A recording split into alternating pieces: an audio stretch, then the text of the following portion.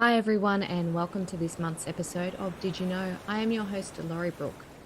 Did You Know is a series dedicated to showcasing all the wonderful people who are here, ready, willing, and able to help you with your relationship before, during, and after separation. I am your host, Laurie Brooke, and I'm here to help you guide and do conflict better. If you want to know more, you can find me at therelationshiparchitect.com.au. In the meantime, sit back, relax, and enjoy this episode where I get to ask, Did you know? Hello, everyone, and welcome to another episode of Did You Know? I am your host, Laurie Brooke, and I am the Relationship Architect and the founder of the Relationship Architect Family Law Services Online, Our Children Australia, and the Separated Parents Orders Training Program. Today, I am joined by Dianne Simboro, who is a master coach, trainer, behaviour profiler, and hypnotherapist.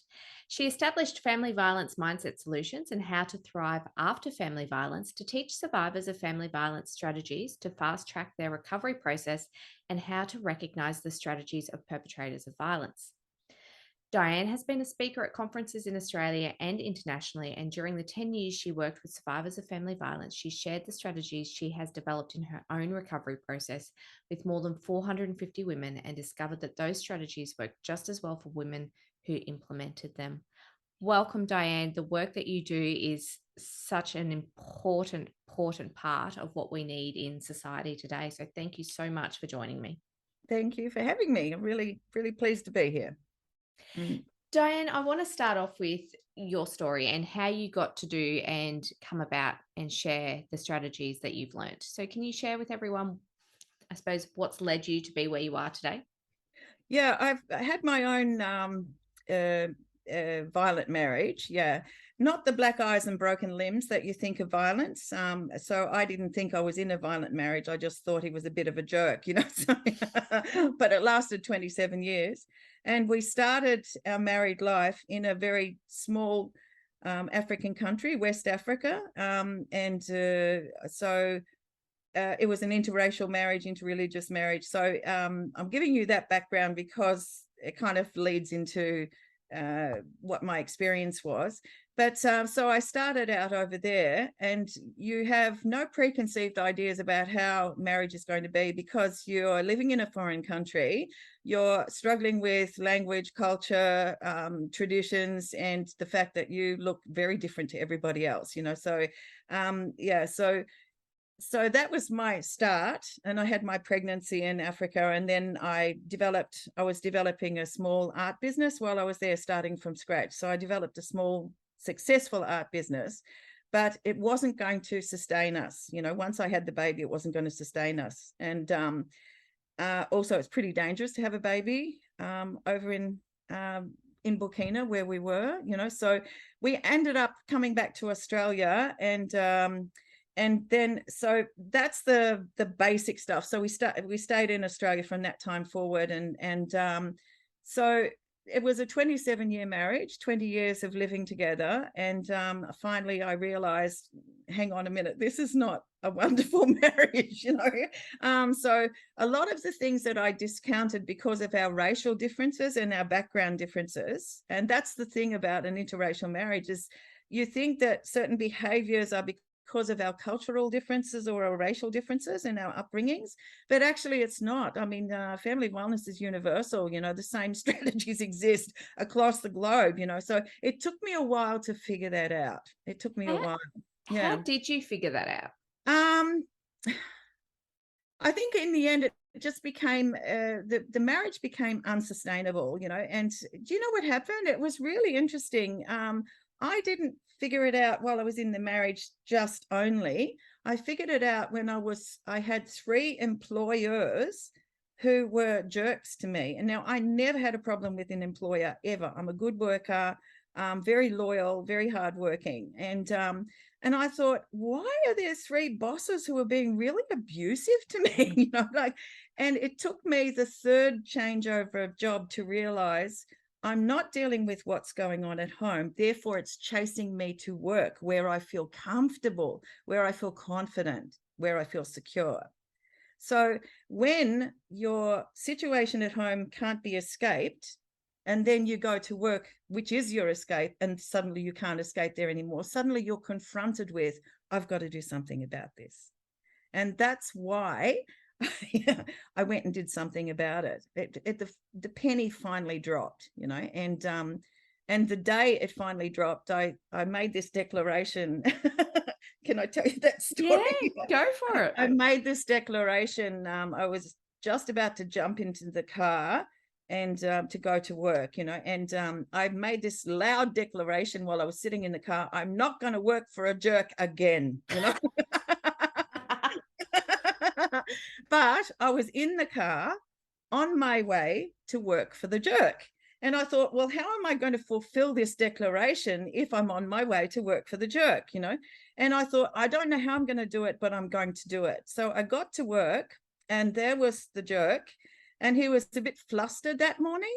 And I wondered what was going to happen. And he turned around to me and said, "You'll never guess what happened, Dianne." I said, "What happened?" He said, "I just got the sack." I didn't laugh, but I was celebrating inside, and I said, "Oh, that's terrible." But I think the thing that I learned about that experience was sometimes you don't know how you're going to achieve the goal, but when you make the commitment, somehow it will happen. So we don't understand things, like there are unseen things that are happening behind the scenes. But I think once you make that commitment, things start to move in your direction, in the direction that you want to go, Yeah. So that's why I really like that story. It was just it's a fun story. And I never did work for a jerk again. That was the last jerk I worked for. It all came true, which is awesome to hear. Yeah. Can I ask, well, I want to go back to a point that you raised before, and that is domestic violence. It wasn't the broken bones and the Yeah. bruises that people expect it to be. And I Yeah. think that's something that has become really prevalent, especially in the media in recent times, because of, I suppose, the number of incidents that are happening, and people are starting to say, well, how come I didn't recognize it? How come, why was that person hiding it, or what have you? But I think it's really important to have the conversation that, domestic violence covers so many different forms. And I'm sure you would have seen that in the work that you do. Can you share a little bit about that? I after I figured out that I was in a violent relationship, and I had to be told that I volunteered for to be a volunteer peer support worker for Djerriwarrh Health Services, and they provide women's support for survivors of domestic violence. Yeah, and I worked there for 10 years just as a volunteer, and so what I discovered was, first, I had to discover that I was in a violent relationship, even though it wasn't broken limbs and black eyes. But I started to notice, as I talked to the many clients that I worked with, I started to notice similar strategies used by the men, So it's a really wonderful forum, when you're working with lots and lots of women and spending lots of time with them. Like I went through the court process with them and everything. So I got the inside story about all of the strategies that they were exposed to. And I thought, I recognize that. I recognize that. I recognize that. And there were so many things that I recognized. And I thought, oh, there's an unwritten book that all of these guys are following. So if you figure out what the strategies are, you can give them the information. They can open their eyes, they can recognize them, and that empowers them to be able to move on, or to at least know that they are not responsible for their exes or for their partner's behaviors. Because so many times, as you know, perpetrators of violence always displace their blame onto someone else's shoulders because they hate taking responsibility themselves. They never want to be accountable. How do they overcome, or what can women do though in the circumstances where they are the victims of domestic violence, but we still love our partner? Yeah. And we don't want to say that we're the victim of domestic violence, because that might mean that our relationship has to come to an end, and we aren't ready to accept that yet. So how can we survive in that period? Yeah, as best we can. That's the only thing I can say, because there's no definite way, quite honestly.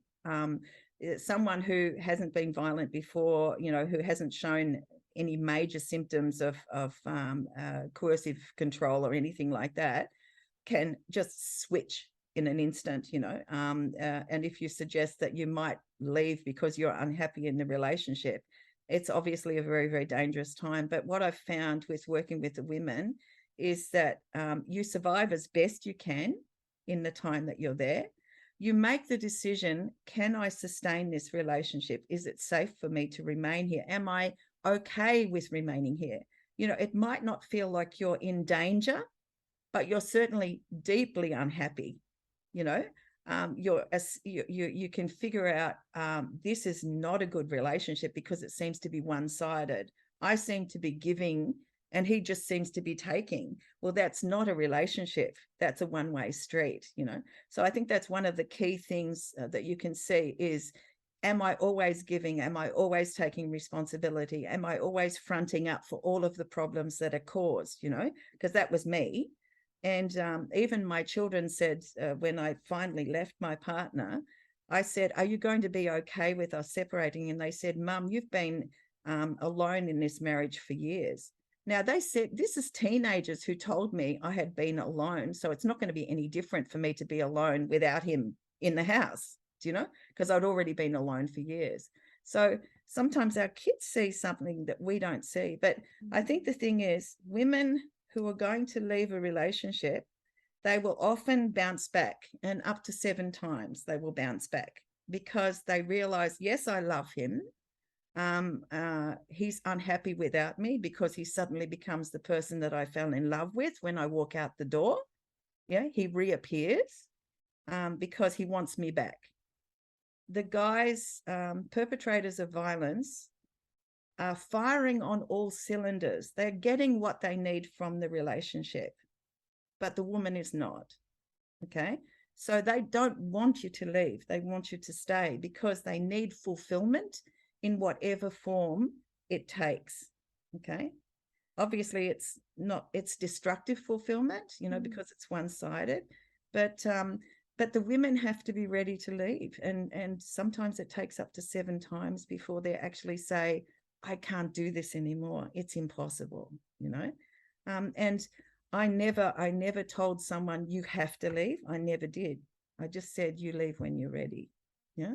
And I would support them. We had women who were still in the relationship and we supported them to help them have more knowledge about what to look for, to recognize the signs of coercive control, and to help them to be able to sustain themselves. We helped them to build evidence, because a lot of women don't realize, what they're going through. Even though there's no black eyes and broken limbs, there's still evidence, and you can document that in a diary. You can prepare things. You can start to photocopy important paperwork, and put them in a safe place. You can get ready to leave without actually walking out the door. So, and that makes them safer, so when they're finally ready to make the break, they've got all of this stuff prepared. They might have even saved up some money. They might have even sourced some support before they left, so that when they step out, they're not just stepping out into a refuge and they're thinking, this is awful, I don't want to stay here. They're stepping out into something that's prepared. It took me 12 months to prepare my leaving, 12 months. And I was doing it all in secret. And finally, when I left, I had everything ready, everything. So I wasn't stepping off the edge of a cliff. I was stepping off into something that was secure, that I could take my children to, and therefore my risk of returning to the relationship was minimal, because I didn't need to go back. I had no need. Do you understand? Yeah. So I think that's really important. Yeah. And it certainly plays, I think, for women too, on that feeling of, I need to be able to provide a safe and secure environment for my children. I need to make sure, that they've got clothes, there's food on the table, there's a roof over their head. And if we're feeling like we don't have all of our ducks in a row, and we don't know where that next paycheck is coming from, or where that roof is going to be provided, that it's almost well, if I go back home, well, at least I know that's there. Yeah, yeah, yeah, yeah. I think it's the thing about family violence is you living in uncertainty all the time. So if you step out and you go to a higher level of uncertainty because you're going to something new, that is not a place that people want to stay.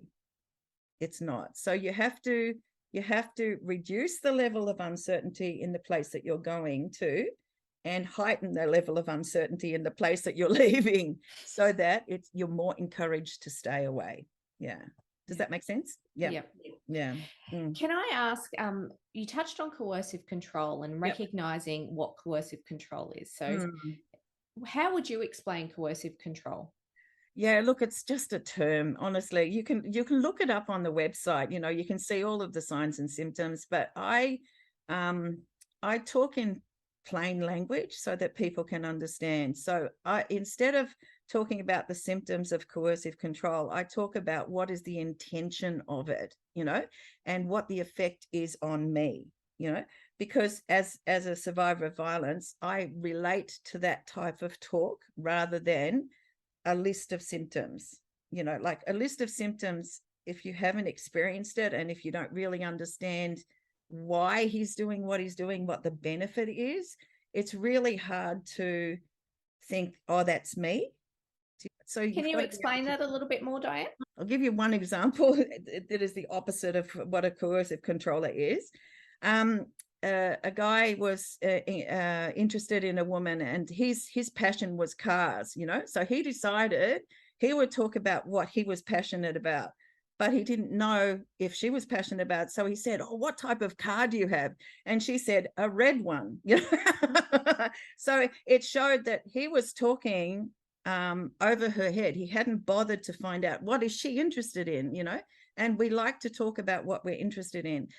Perpetrators of violence, serial abusers, I call them, are really good at engaging a woman, finding out what she loves, what she hates, what her past failed relationships were, what the problems of those past failed relationships were. Did she have a history of violence? Did she have a history of abuse? He's finding out everything about her. Has she got a really good job? Is she making a lot of money? Does she own property? All of this stuff he's finding out. So what he's doing is he's engaging us, and he's getting us talking about ourselves. And we do like talking about ourselves. We do. And so we think, oh, this guy must be really interested in me because he's finding out more about me. So he must be really switched on with me. He must be into me. But what he's doing is he's sourcing a lot of information that he can utilize further down the track, So, and that information, if he finds out you've come from a failed relationship, and he's found out what caused the failed relationship, he's just found out what he needs not to be in the relationship with you. You've just given him clues about what he needs not to be. Now, serial abusers, he's going to avoid those pressure points in a relationship with you. He's going to be the opposite. So serial abusers are like chameleons. They will be what you need them to be, what you want them to be for the early stages of the relationship, because he needs to secure the relationship first. That's the top goal. So everything he does is about securing the relationship. Once it's secured, then unfortunately it usually goes downhill. Is that enough of an example? Yeah, but it leads me to another question though, is how do you then distinguish between somebody who is a serial abuser, using your terminology, versus somebody who's got genuine, heartfelt intention of, I want to get to know you? Yeah. In that situation, it's hard to tell, just that alone. But then it moves on to family and friends, suddenly, once he's secured the relationship, the family and friends, your family and friends don't treat me very well. I don't get along with your friend. So a lot of women will start to prioritize him because he's so engaged and he seems to be so loving and he seems to be so cool. they'll prioritize the relationship with him and start to shelve some of the really important relationships with their strong system of support, you know. So that's one of the warning signs. The other warning sign is the usual trying to dominate and control your time. So when you go shopping with the girls, he comes along. I mean, what man wants to go shopping with the girls? You know, to me, that's a big red flag, you know, and the fact that he can't allow you to be alone, you know. So he wants to dominate and control all of your time and go shopping with the girls. So the girls get irritated by you having your boyfriend with you all the time. So it's like a repellent. So if he doesn't push the girls away, the girls end up going away because they're fed up with him. You see? So it's all about pushing out the strong system of support you already have established. It's about playing the role that you really want, you know, that he's all of the things that you desire because you've already told him what you desire and you've told him what to avoid. Do you get it? So I think the thing is, I see coercive control as a person who is really switched on. He's really intentional in everything he does. Everything has a benefit. And I think the sad thing is that some people think some of the things that they're doing are accidental. They're not. They're really intentional. They're really planned. And they practice this again and again and again and again and again, you know, so they get really good at what they do. And that's why I call them serial abusers. These are people who go from one to the other, and they actually select people who've been, they'll find out very quickly, have you just come out of a failed relationship, because you're ripe for the picking. If you have, you're already conditioned to accept him in a relationship. As long as he looks better than your last relationship, he'll be okay. And when you've got a flawed opinion because you've just come out of a failed relationship, you've already got a flawed opinion, and he comes along and he knows how to look better than your last person, and I'm going to be your knight in shining armor. I'm going to protect you from that bee, you know, that pig. So he's all of the things that you feel comfortable with and you'll put your trust in. You get it? So it's really very, very intentional. It's not random, not even slightly. So that's what I regard as coercive control, is intentional, directed, focused, you know, and then it all goes downhill when the relationship's secured. Yeah. So how do we, if you've come out of this relationship or you've recognized that you're in a relationship like this, how do you overcome the control? How do you overcome the stronghold that these people have on you and remove those flawed opinions? Yeah. I think the first thing is, as you said, you know, one of the first things that I had to deal with when I went to court with women, you know, they were getting an intervention order or a protective order. Do you cover all of Australia? Yeah, so in Queensland, where I'm based, they're called domestic family and domestic violence orders. Yeah. So people would understand protective order. Yep. Yeah. Okay. So I'll say that. So when they go to court to get a protective order, the first thing that I have to deal with for a new person who has now been in a situation where they need to be protected, the first thing they will say is, but I love him. I don't want to get him into trouble, you know. So that's the problem, is that there is love. There is love there. And the problem is that she's protective of him. She doesn't want to get him into trouble. She doesn't want to see him suffer. But I have to sit there and talk to her and say, he doesn't have the same attitude towards you. You see, it's very, very different. He's okay with beating you up. He's okay with tormenting you. He's okay with giving you a really hard time. There's a lot of the women that I worked with, they had horrible violence. Okay. It wasn't just like mine. It was really very major. So some were nearly killed by their husband, you know, nearly killed.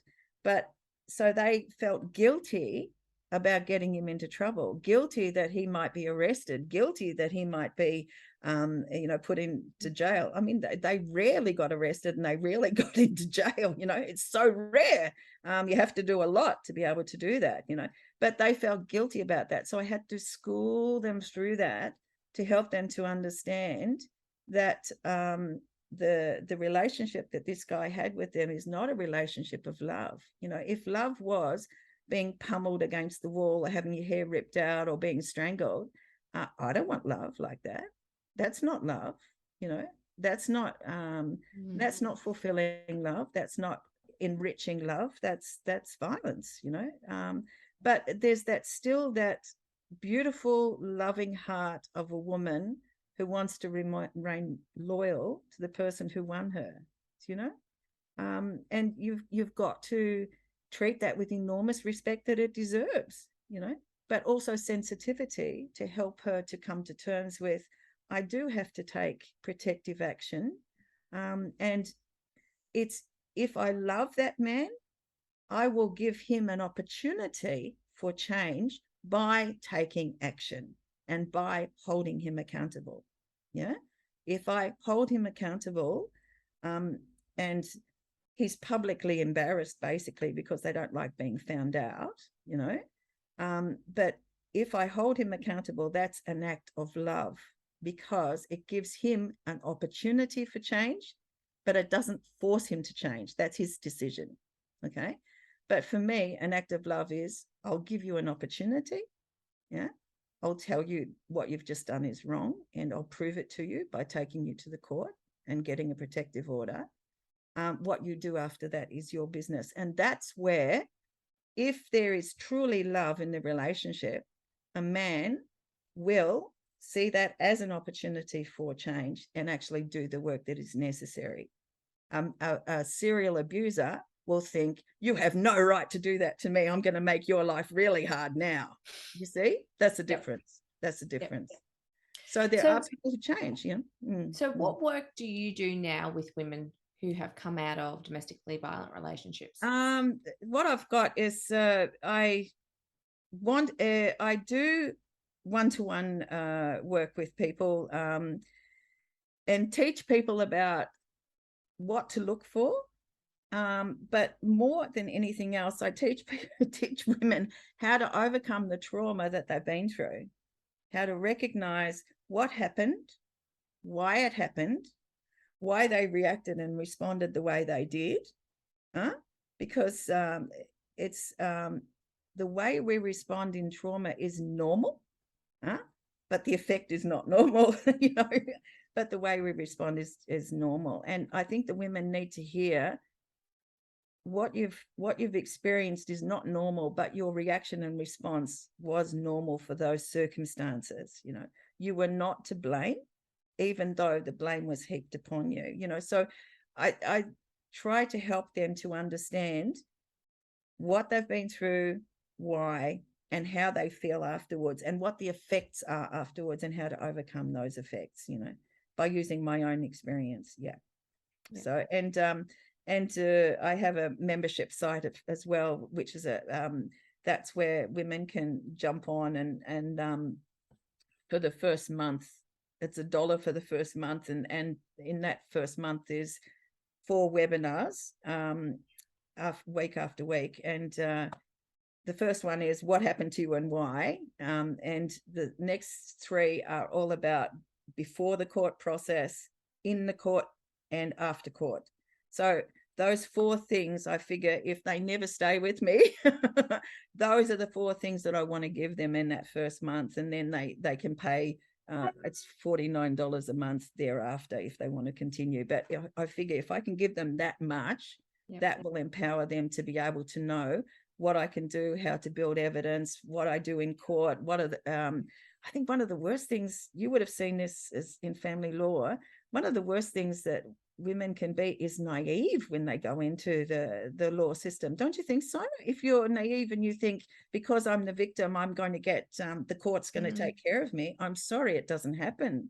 You've got to learn to speak up. Women are conditioned not to speak up. They're afraid to speak up. So they're the sort of things that I help them to overcome, is learning to get their voice again, you know, and even though it's a bit scary, to speak up anyway, you know, to have a voice anyway, to be to have the confidence to make decisions independently, and not task everybody else to make decisions for them, because they're afraid to make decisions and afraid to get it wrong. That's another major issue after family violence. You would recognize So all of true. these things. Yep. Yeah. Yep. Yeah. And that fear really can take grip and hold people in a place where they just don't know whether they can move forward or not. Yeah, they're just frozen. They're frozen in time, and nothing can happen when they're frozen in time, you know. Yep. And even sometimes when they get a protective order, they don't want to enforce it because they're so afraid to enforce it, you know. And a protective order that's not enforced is a piece of paper. There's no power in it. Yep.